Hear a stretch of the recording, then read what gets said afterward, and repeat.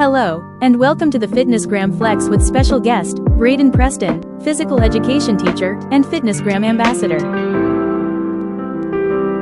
Our host today is Breanna Palmeiro, Vice President of Operations with Greenlight Fitness, owner of the FitnessGram software platform. Let's get started. We're really excited today to kick off another podcast for Greenlight Fitness.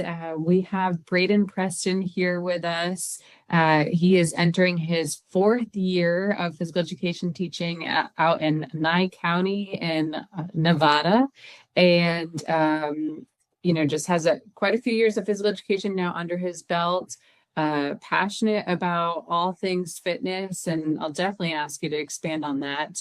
And just a very strong presence in the physical education community, and the influence that you have, a very passionate teacher, and that definitely comes through in many ways. So Braydon, thanks so much for being here.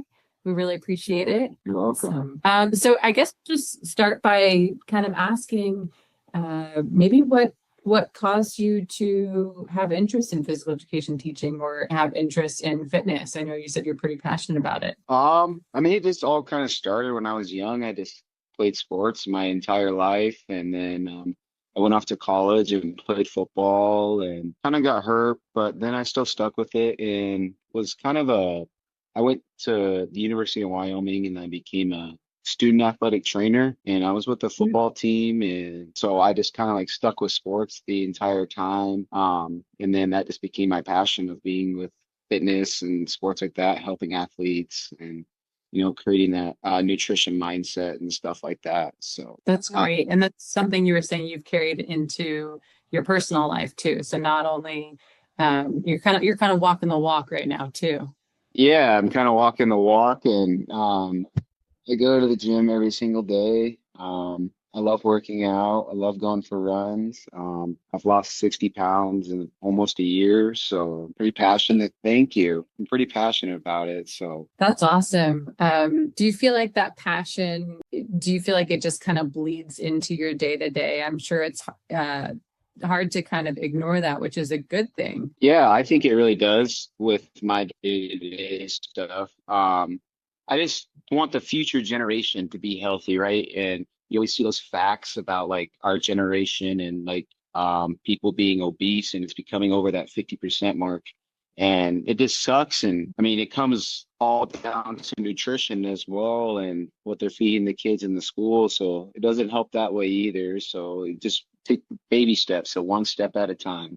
So that's great. Awesome. So I will shift to asking a little bit about FitnessGram specifically, but I feel like that's what you were just saying is going to tie into a lot of our conversation today. So I'm sure that won't be the last time that comes up. So in terms of FitnessGram implementation, because it is, again, it falls right in line with what that passion is. Could you tell me a little bit about how long you've been doing FitnessGram in your schools? Has it been all 4 years that you've been a teacher? What does that look like for you? A little bit about that background would be great. Yeah. So I grew up with like the presidential fitness test, so I'm kind of like familiar with it. So, but just not the program part aspect when I first started teaching. And then Kyle Lindbergh, he basically transferred it off to me when I came into Nye County. And so I've been using it for the past 4 years. And, every time you tell the kids, it's like, oh, it's fitness time. And they're like, get upset. But then like when the time actually comes to like actually do it, they're like, all right, let's do this. Like their mind is like totally changes, and it's crazy. And I've been doing a thing ever since I started this FitnessGram project. I hang up records on my wall in the gym, and I have like each record for a boy and a girl all the way from 3rd grade to 5th grade, and they have records, so their name stays up there until it gets broken. So those kids really like push hard to break those records and stuff like that, and work really hard. Kind of a motivation tactic. And does that work? Is that something that works for just that one student, or do other students like to get involved in that when they see that kind of record posting? I think it's not just one kid. I think it's majority of them. They push themselves, and I've been trying to create that habit of pushing themselves. And in PE, and especially like during games when we just play a game, like they're being a good sport. And obviously, like it doesn't come from year one, me starting to do that. Like we're changing it now. Like it has to build over the years, so it has to build like a ladder. But they've been getting way better at it, and I think my third graders this year are they're my little babies because I had them ever since kindergarten. So I'm really happy to see them fitness test. So yeah, I'm kind of That's excited. awesome. So that you're kind of creating that buy-in, and I something we talk about here at Green Lake Fitness frequently is that uh, the perspective of the teacher really makes a difference. Because if you're walking into the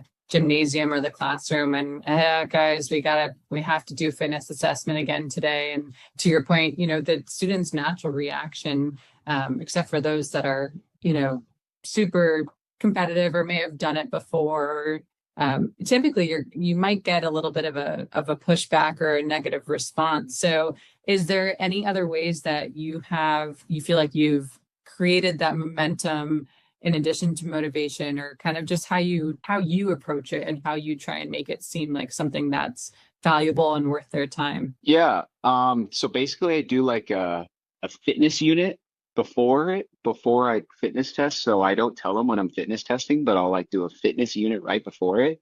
So I'll like get them like prepared for it, just get their minds going, stuff like that. And then boom, we're like right into fitness testing, and they just don't even think about it, right? Because they're just like, oh, we got cardiovascular system, or we got muscular strength system, stuff like that. And they don't even know it until it's already done.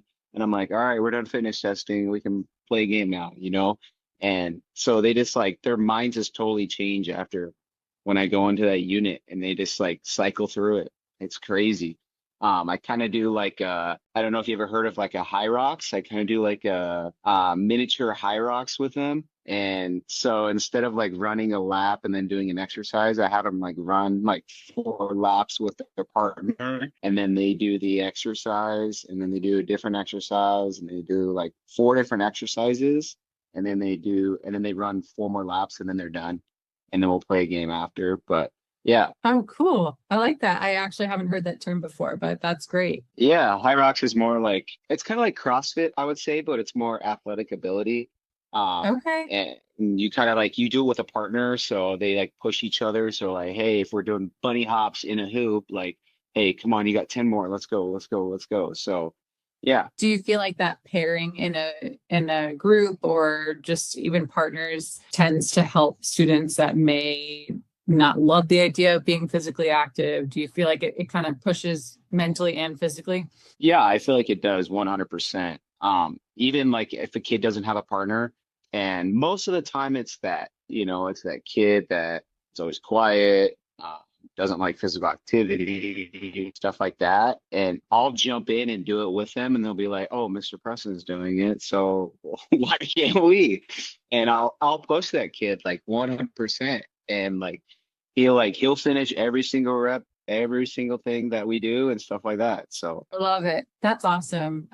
Again, yeah, teacher's perspective and the teacher's input just makes all the difference. I feel like that's a perfect example of that. So that's really cool to hear. yeah. In terms of FitnessGram, so that's a little bit about you doing the assessment. Once the assessment's done, and I know you do use the FitnessGram software, so that's something that you have experience with. Are you using those reports? And if so, how are you using them? Are you sending them home? Are you working with students on reviewing them? What's your experience with that? Yeah. With the reports, so after we do our first fitness testing, like our session in the fall, and I do it in the spring as well. So I give them their report sheet after we're done, and then I show them what it is, and then I let them take it home, and I kind of explain each category, and then some of them will say, "What's no data?" I'm like, "Well, did we do it?" They're like, "No," and I'm like, "Okay, well that means no data then." So I'll show them. Yeah, exactly.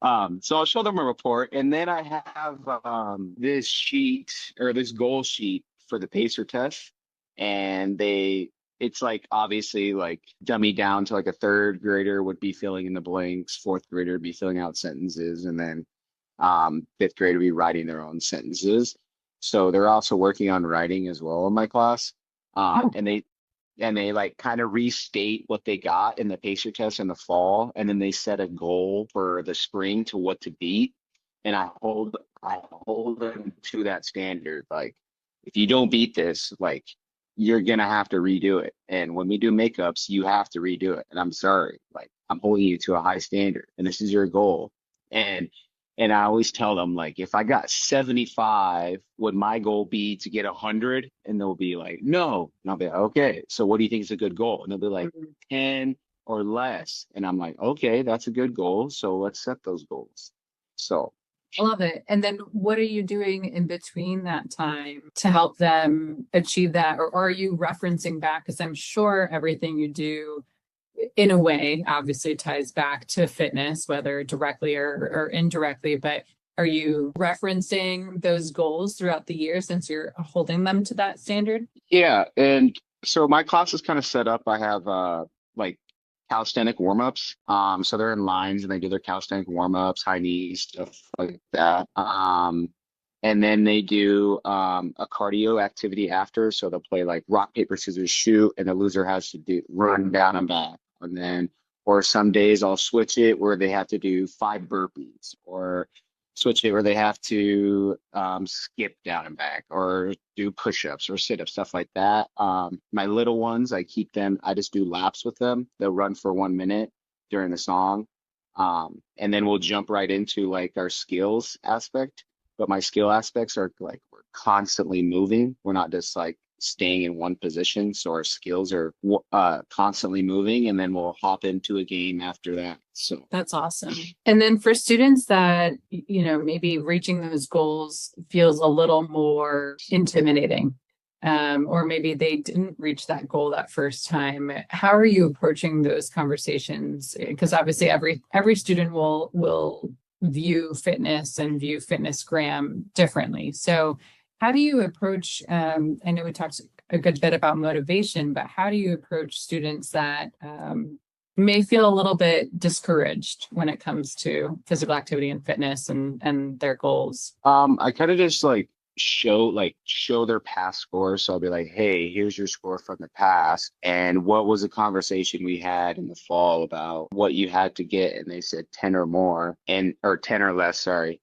And they think that, and then they say, well, I just was tired today. I'm like, okay, so, and when we do makeups in, a couple weeks, do you think you can get it? And they'll be like, yeah, I can do it then. I'm like, okay, so what do you need to do to get that goal? And they're like, well, I just need to eat right and get some sleep. And I'm like, okay, well, let's do it then. Let's do it. So, Love it, because that I feel like that helps teach fitness and physical activity in a real setting. I mean, there are plenty of yeah. times where I show up and I'm not well rested, and my workout's not going to be the best that it could have been that day. And it's still, I showed up, and that's the win. So it sounds like they were able to recognize they still showed up, that they may have just not been their best version of themselves, and that is okay. And the goal is just for them to internalize what this means,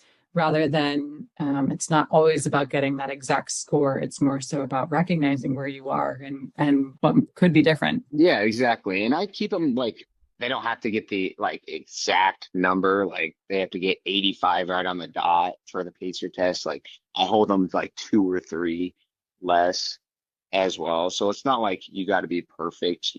Not everybody's perfect. So That's awesome. Shifting gears a little bit. So, from my understanding, which please correct me if I'm wrong, I don't know if this is still the case, but last I checked, Nevada requires 30 minutes of physical activity daily, but does not necessarily require fitness assessment. And is that still the case? yeah, that is still the case. And it kind of hurts me inside just because like, I have proven data of like what I've done in the past 4 years and with my scores, and like kids in their weight and height, like they'll see their height and weight and they'll be like, how tall am I? And I'll tell them, and then I'll be like, what does it mean with their weight and their BMI? And I'm like, well, I mean, if it says you're overweight, you're overweight, but obviously right now you're still doing what? And it'd be like, I'm still growing. I'm like, okay. So now you need to change that aspect as you grow up and start eating healthier.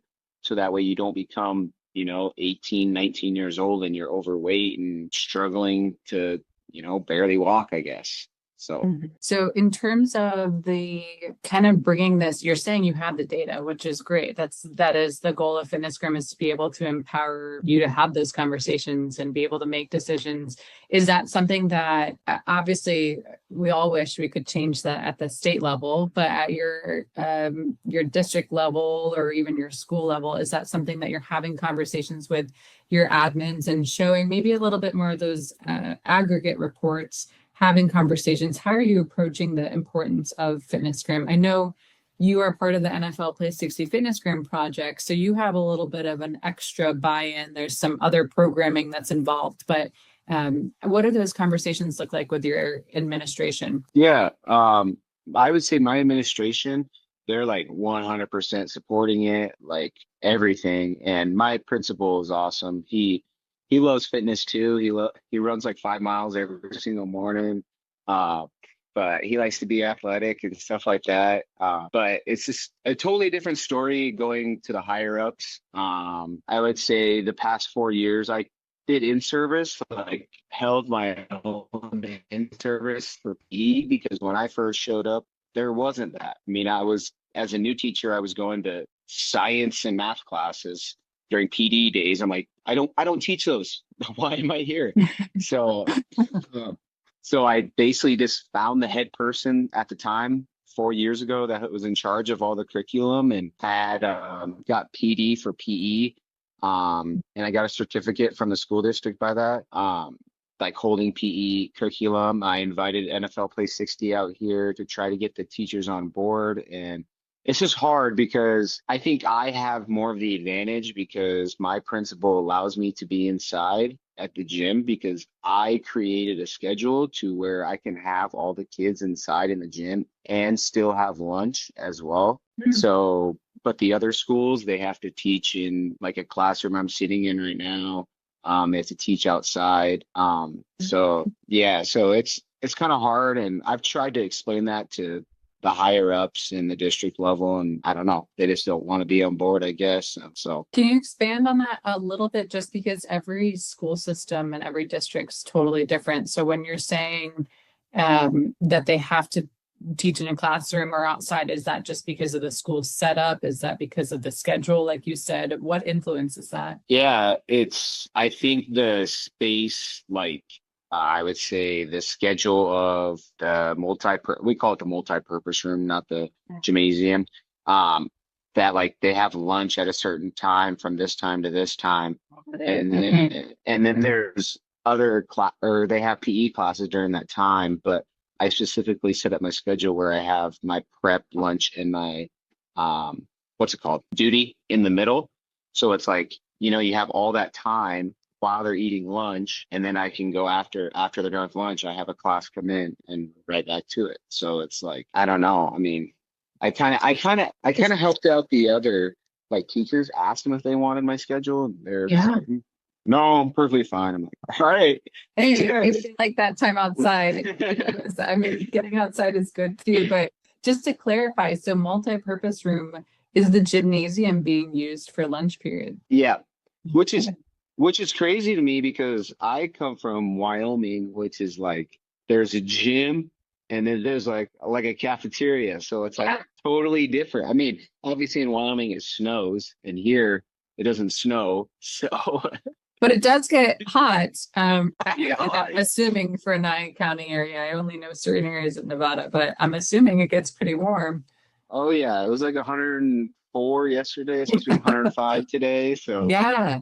So that is so interesting. Thank you for sharing that, because that's exactly part of the issue of and the challenges and the barriers that physical education faces to begin with is yeah.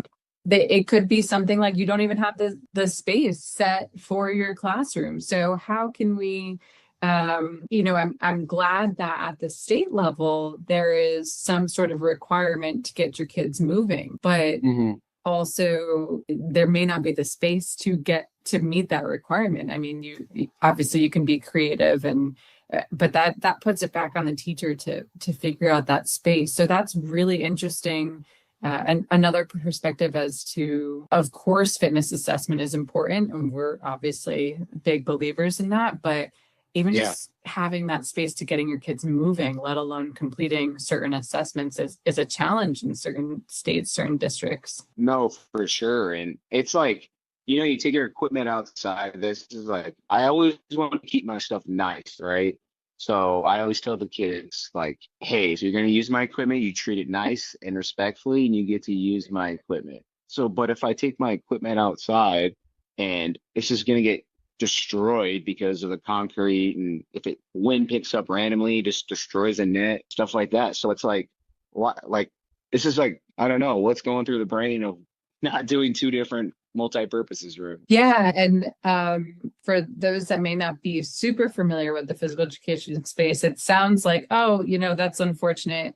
Let's just get a new piece of equipment. But physical education budgets don't allow for just purchasing another piece of equipment. And they're very tight to begin with. So it's almost like you're trying to make magic out of this small opportunity that you have. But sounds good on you for creating that schedule that you're able to mix and match and make it work to the best of your ability. That's awesome. Yeah. I love it. I love it. Are there any other barriers that you feel like are, budget, space, scheduling? Are there any other budgets you feel like you face, or physical education teachers space in general, that maybe we can call some more attention to, as we're trying to work with state policies? What would you want to change potentially? I would say most definitely like the space, for sure. They like just being around here, to seeing like I don't know what the other teachers do in PE, but when I was a varsity basketball coach the past couple of years, like I would, obviously we have games and I would go to the school early before a road trip. I would just see kids sitting down like all the time, and in PE, and I'm just like, okay, but they're inside. But then I hear stories about the other elementary schools, like they're not doing much. They're just playing games, kind of rolling out the ball. And I had this one teacher in college. Her name was Jane Jenkins, and she loved me, but she hated me at the same time. If we're coming to a conclusion right there, but she loved me with her heart. And she always told me, if you ever roll up the ball, never say my name because I never taught you. And so it just hurts me for the kids, not having enough space, and like the classroom size. Like I have 25 kids, like I would say average 22 to 25 kids per class. You cannot stick them inside of the classroom and teach PE. Like, yeah, you can do little movement stuff like that, but it's like, you're not playing kickball, you're not doing basketball, you're not doing football, you're not playing catch with somebody. Like, what if it's windy outside? Then you have to change your whole entire lesson to do inside. So it's like, we need this space, I feel like. Yeah, it's such a good point. And one of the things I had wanted to ask you just in general was, what do you wish people knew more about physical education, or kind of what your week to week looks like? And a lot of what I just heard is that it requires so much adaptability. Like, you have to you may have a lesson planned out, or you may have X part of your curriculum, but if it's raining outside and your only space to actually do the pacer test is outside, or to actually get a game of flag football in is outside, now you're stuck into a classroom. And how often are you seeing your students, Braydon? Is that like 2 times a week? What does that look like? Because sometimes you might not even see your students again for the next week, and then that influences what next week's lesson plan was. Yeah, so I see my classes every 3 days, which I kind of like, because that's how I grew up with that rotation, and that's how I did my student teaching as well. So I was kind of used to it, like with the 3-day rotation, and I knew how to plan out my lessons and stuff like that. And one group of classes I'll see once a week, but then like I'll see them right back on Monday. So we'll just lead off where we left off on Wednesday, right back to Monday, which is kind of terrible in the same part, but also I don't know what to do. I mean, Yeah, there's only so much you can do yeah, for every 3 days, but it's just having to change and adapt, and again making it work for, okay, that didn't work for today, so what am I going to do instead? Like, oh, I feel like you probably always have to have a backup plan. yeah, for sure. And you always like if this I always put in perspective of like if I have a first grade class and I'm teaching them, our calisthenic warm-ups because they've never done it before.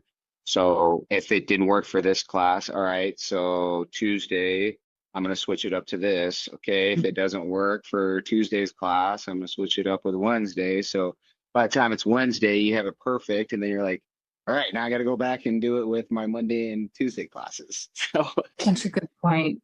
There's just so much to it, and I'm glad you yeah, used the expression of the, roll the ball out, because I think unfortunately that is still a perception that many folks may still have in physical education. I mean, I'm not. I personally am not sure why it's not considered one of the most critical parts of a student's day, especially, I had trouble sitting still all day, and I had a lot of physical yeah, education in my day. I was very fortunate to be raised in a state that did, value it and included that in their policies. And I just believe it should be so prioritized. But I think it's because unfortunately there still is this stigma or this perception out there that rolling the ball out exists. And yeah, I think you just proved that that's very much so not the case. It's physical yeah, education teachers carry a very, very difficult task of just constantly having to be adaptable and constantly have to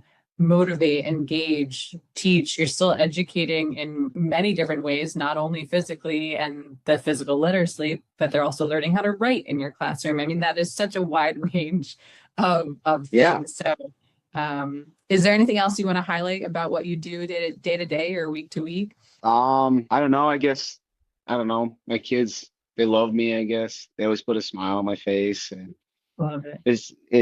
they're just baby steps. I'm only in year 4, and just trying to change the motivation of being physically active and eating right. And I know they don't know calories, but they'll bring Takis to school, and I'll be like, look how much sugar's in that, and they'll be like, oh, and then I'll be like, all right, so let's look at this, and then it'll be like, I don't know. I think it was like a pickle or something, those pickles from the gas station. I don't know what they're called, but I was like, yeah, how much sugar's in this? There's nothing in it.